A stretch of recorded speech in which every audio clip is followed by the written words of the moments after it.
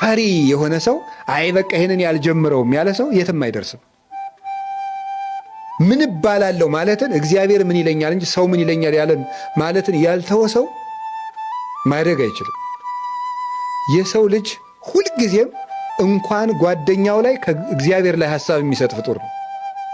ስለዚህ ሰዎች ስለሚያወሩት ጉዳይ መጨነቅ ሳይሆን እኔና እግዚአብሔር እንዴት ሆነን እየኖርን ነው የሚለውን ነው ማሰብ።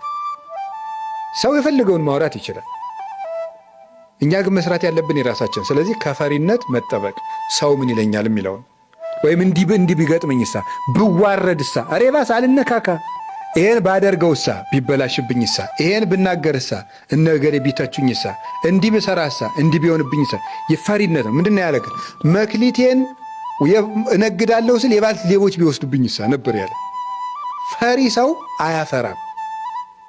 አጉል ድፍረት ሳይሆን